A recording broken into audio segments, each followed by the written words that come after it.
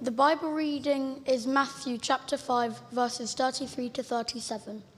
Again, you have heard that it was said to the people long ago, "Do not break your oath, but fulfill to the Lord the oaths you have made." But I tell you, do not swear an oath at all, either by heaven, for it is God's throne, or by the earth, for it is his footstool, or by Jerusalem, for it is the city of the great King. And do not swear by your head, for you cannot make even one hair white or black. All you need to say is simply yes or no. Anything beyond this comes from the evil one. This is the word of the Lord.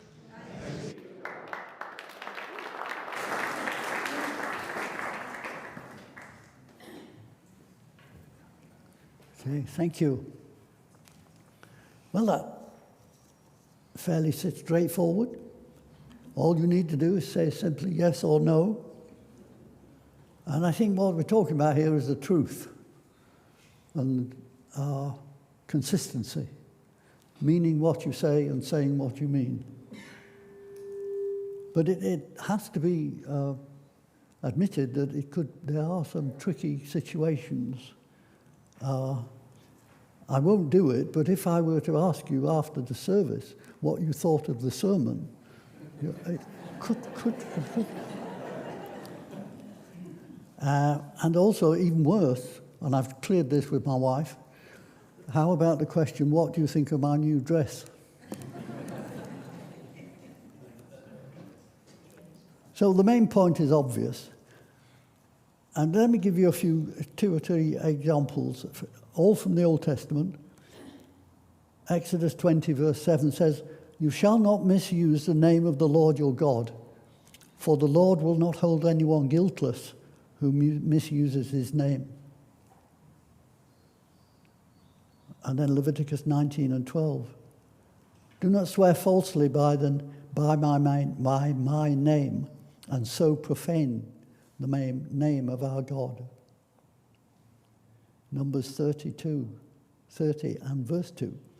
"When a man makes a vow to the Lord or takes an oath to obligate himself by a pledge, he must not break his word, but must do everything he said." And Deuteronomy 23:21. "If you make a vow to the Lord your God, do not be slow to pay it." Now, it's very much an Old Testament problem. I counted the references to verse like oath and swear and vow. Not by going through the Bible, I hasten to add. There's a book called a concordance, a bit like a dictionary, but instead of the meaning of the word, it gives you all the references where that word occurs. And if you've got a memory like mine and you can sort of half remember a verse, it's very, very useful. Anyway, I counted 274 references in the Old Testament and 32 in the New. So that's 90% and 10%. And it's not really in our culture anymore, except perhaps in court, where you're being sworn in as a member of the jury. And the books I consulted, they cover it like this. The priest at Jesus' trial put Jesus on oath, and Jesus accepted it. You find that in Matthew 26:62. The high priest said, "I charge you under oath by the living God. Tell us if you are the Messiah, the Son of God." Jesus replied, "You have said so." So if an official, a court official, asks you to swear on the Bible, do it. But if it's an individual in the middle of a normal conversation, don't do it. Just yes or no.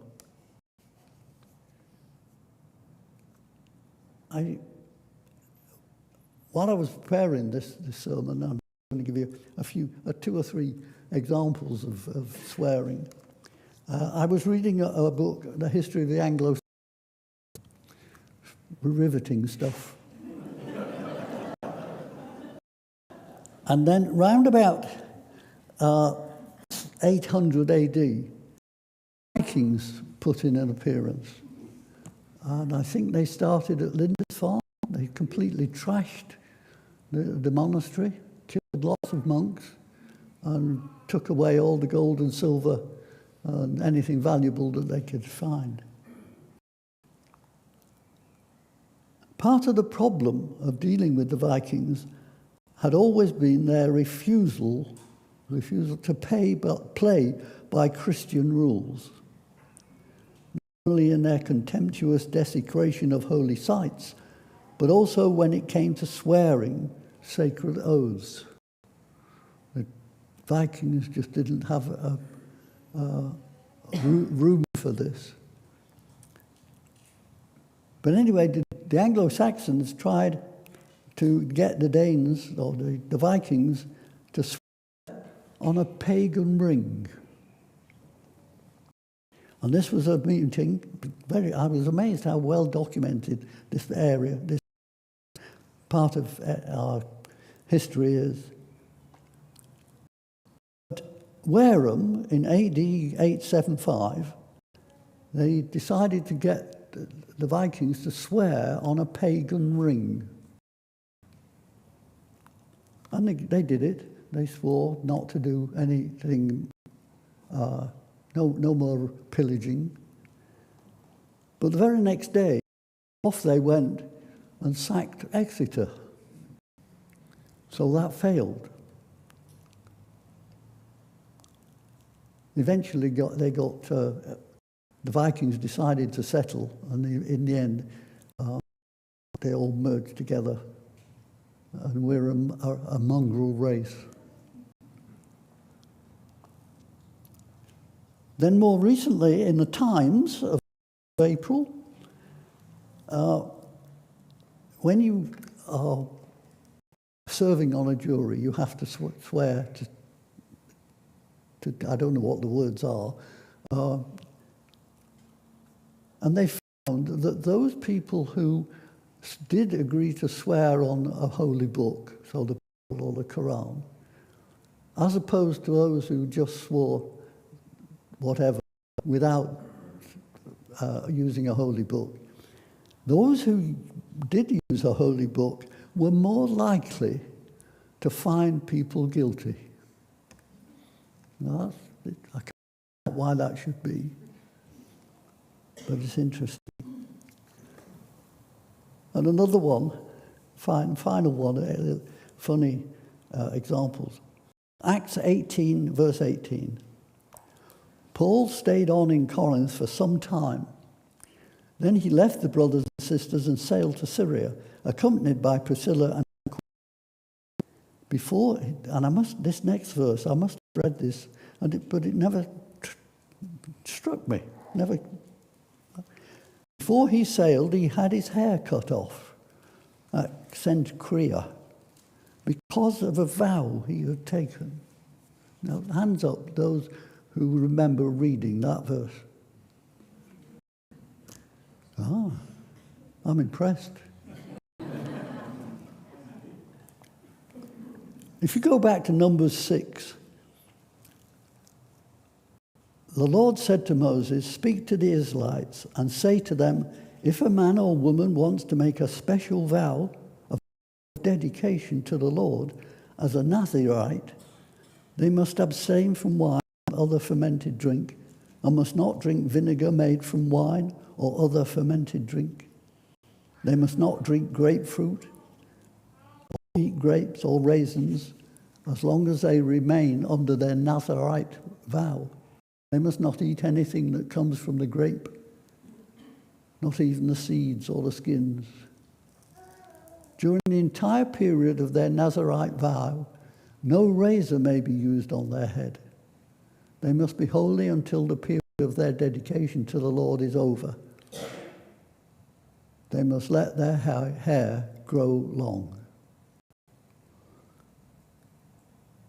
And then throughout the period of their dedication, they are consecrated to the Lord. Kind of strange that Paul should submit himself to a period of intense meditation, prayer, in such an over Testament sort of way.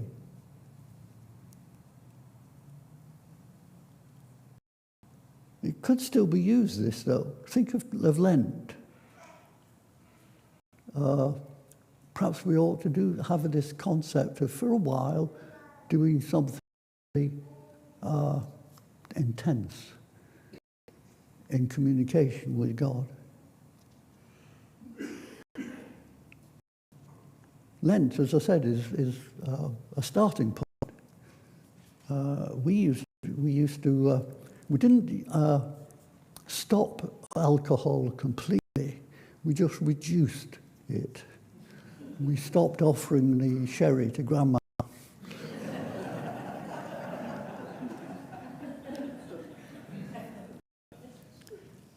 I would have made a good Pharisee.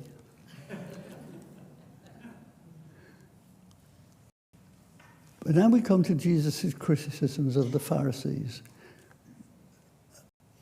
The one passage that was read to us, all you need to say is simply yes or no. Anything comes beyond this comes from the evil one.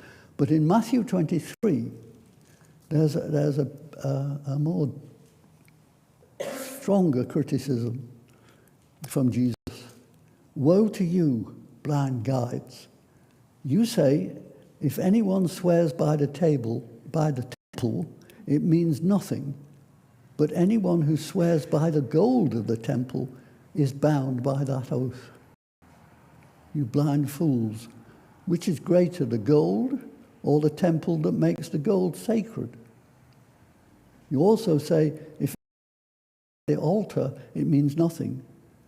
But anyone who swears by the gift on the altar, he is bound by oath.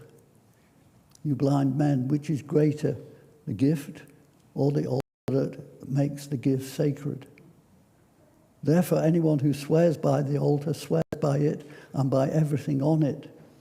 And anyone who swears by the temple swears by it and by the one who dwells in it, i.e. God.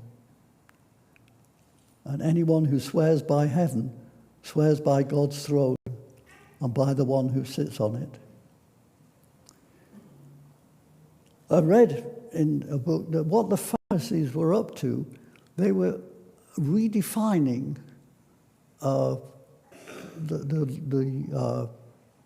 parts of the scripture in the Old Testament that governed this sort of thing. And they made it far more complicated. And they made it such that you could swear on one, like the gold on the temple, but you couldn't swear on the temple. What that meant was, of course, that when you spoke and you made an oath, fine. But when you didn't make an oath, what you're saying is, I'm not worthy, because I need an oath to make me obey it. Anyway, that was the Pharisees. Moving on, God himself made oaths. It is really funny. One who does not need to make an oath, who is absolutely truthful. His promises are also utterly reliable. The basis of our security are his oaths, his promises. And I've got a list of trying to track through. It starts right at the beginning. In the Garden of Eden, after the fall, God is speaking to the devil.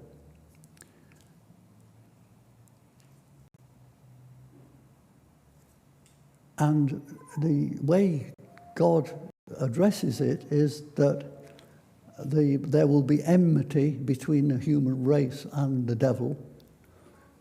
And in that enmity warfare, the devil will hurt the heel of the human being, but the human being will hurt the head. And in battle, a blow to the head is usually fatal. So that's the sort of germ of the problem. Okay, Luke chapter 1, verse 73 says, the God aim is to show mercy to our ancestors and to remember his holy covenant, the oath he swore to our father Abraham, to rescue us from the hand of our enemies and to enable us to serve him without fear in holiness and righteousness before him all our days.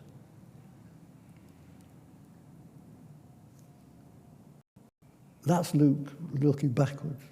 In Genesis 18:18, it says, Abraham will surely become a great and powerful nation, and all nations on earth will be blessed through him.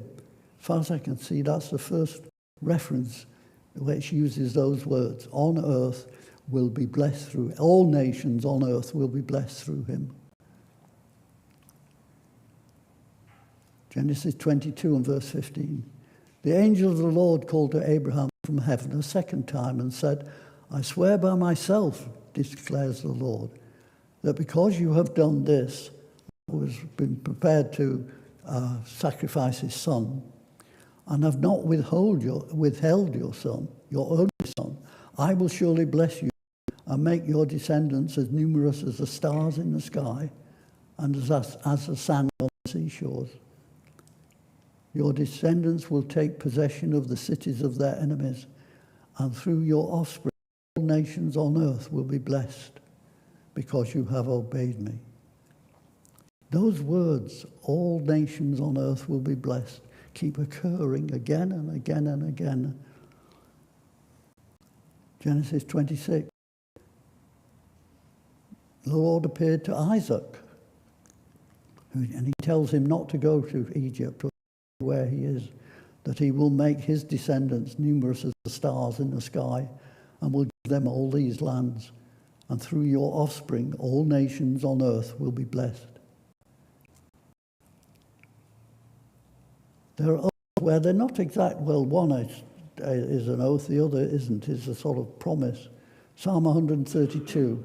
The Lord swore an oath to David. It's moved on several hundred generations, quite a lot of generations. The Lord swore your oath, he will not revoke. One of your own descendants I will put on your throne, and the implication is eternally.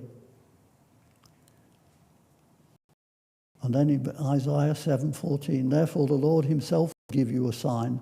The virgin will conceive and give birth to a son, and will call him Emmanuel, which means God with us.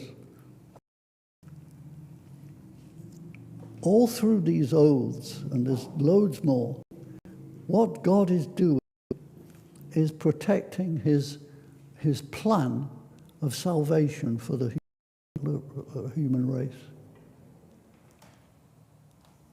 Over and over again, he guarantees that all nations on earth will be blessed.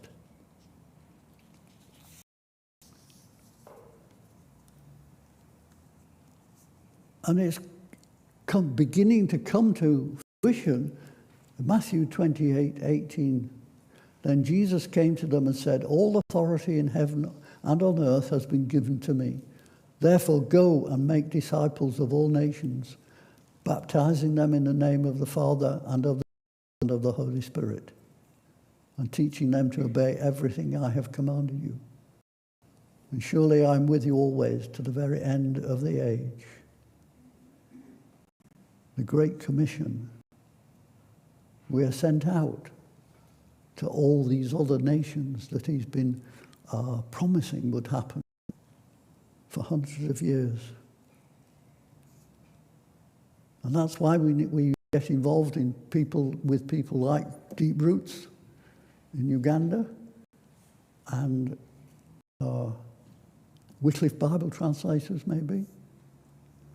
I like Wycliffe Bible translators. Not only do I can't visualize what life, spiritual life must be like if you don't have a Bible.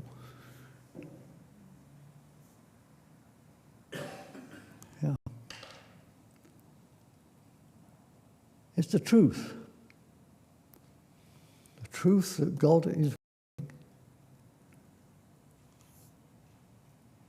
God's plan of salvation.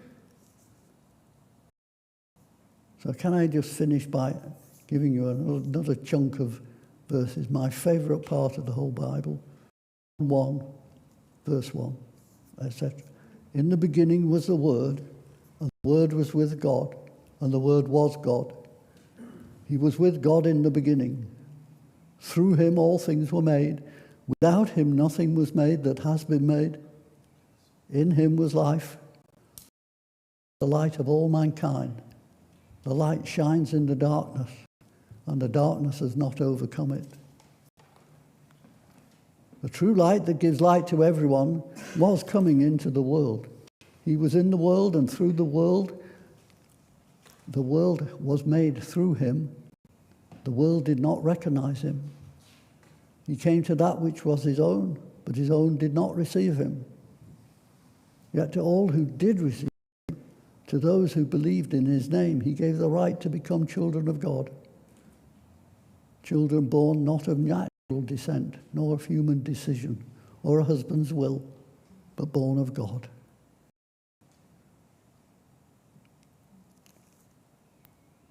John 3:16.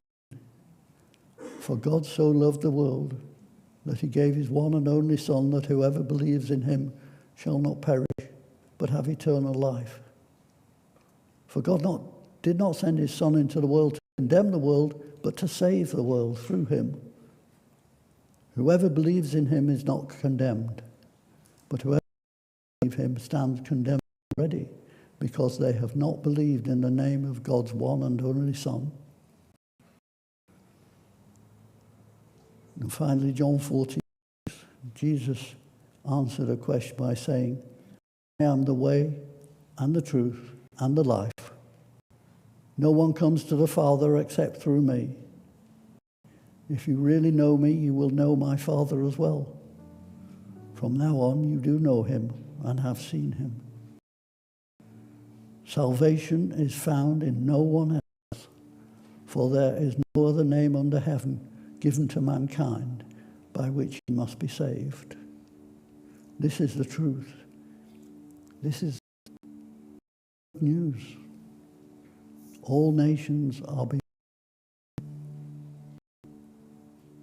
I commend those verses to you.